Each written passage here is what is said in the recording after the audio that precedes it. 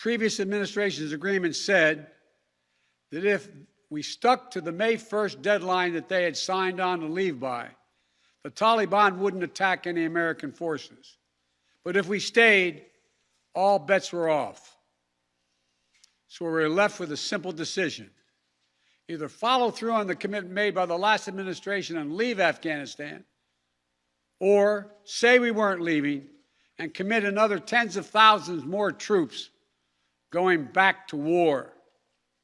That was the choice, the real choice, between leaving or escalating. I was not going to extend this forever war, and I was not extending a forever exit. The decision to end the military airlift operations at Kabul airport was based on the unanimous recommendation of my civilian and military advisors, the Secretary of State, the Secretary of Defense, the Chairman of the Joint Chiefs of Staff, and all the service chiefs, and the commanders in the field. Their recommendation was that the safest way to secure the passage of the remaining Americans and others out of the country was not to continue with 6,000 troops on the ground in harm's way in Kabul, but rather to get them out through non-military means.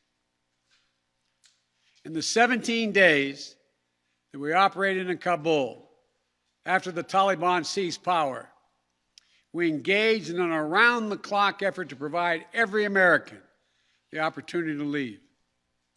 Our State Department was working 24/7, contacting and talking, and in some cases walking Americans into the airport.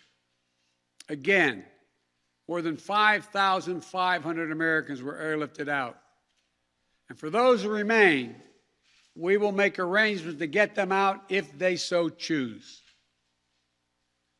As for the Afghans, we and our partners have airlifted 100,000 of them. No country in history has done more to airlift out the residents of another country than we have done. We will continue to work to help more people leave the country who are at risk. We're far from done.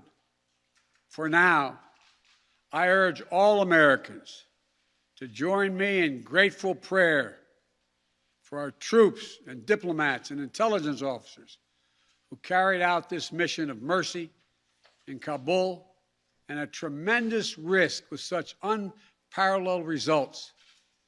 An airlift that evacuated tens of thousands, to a network of volunteers and veterans who helped identify those needing evacuation, guide them to the airport, and provided them for their support along the way. We're going to continue to need their help. We need your help, and I'm looking forward to meeting with you. And to everyone who is now offering or who will offer to welcome Afghan allies to their homes around the world, including in America, we thank you. I take responsibility for the decision. Now some say we should have started mass evacuation sooner. And couldn't this have been done in a more orderly manner? I respectfully disagree. Imagine if we'd begun evacuations in June or July, bringing in thousands of American troops and evacuating more than 120,000 people in the middle of a civil war. There still would have been a rush to the airport, a breakdown in confidence and control of the government, and it still would have been a very difficult and dangerous mission. The bottom line is there is no evacuation from the end of a war that you can run without the kinds of complexities, challenges, and threats we faced. None. There are those who would say we should have stayed indefinitely for years on end. They ask, why don't we just keep doing what we were doing? Why do we have to change anything? The fact is, everything had changed. My predecessor had made a deal with the Taliban. When I came into office, we faced a deadline, May 1. The Taliban onslaught was coming. We faced one of two choices: follow the agreement of the previous administration and extend to have more time for people to get out, or send in thousands of more troops and escalate the war. To those asking for a third decade of war in Afghanistan, I ask, what is the vital national interest? In my view, we only have one: to make sure Afghanistan can never be used again to launch an attack on our homeland. Remember why we went to Afghanistan in the first place? Because we were attacked by Osama bin Laden and Al-Qaeda on September 11th, 2001. And they were based in Afghanistan. We delivered justice to bin Laden on May 2nd, 2011, over a decade ago. Al-Qaeda was decimated. I respectfully suggest you ask yourself this question: if we'd been attacked on September 11, 2001, from Yemen instead of Afghanistan, would we have ever gone to war in Afghanistan? Even though the Taliban controlled Afghanistan in the year 2001?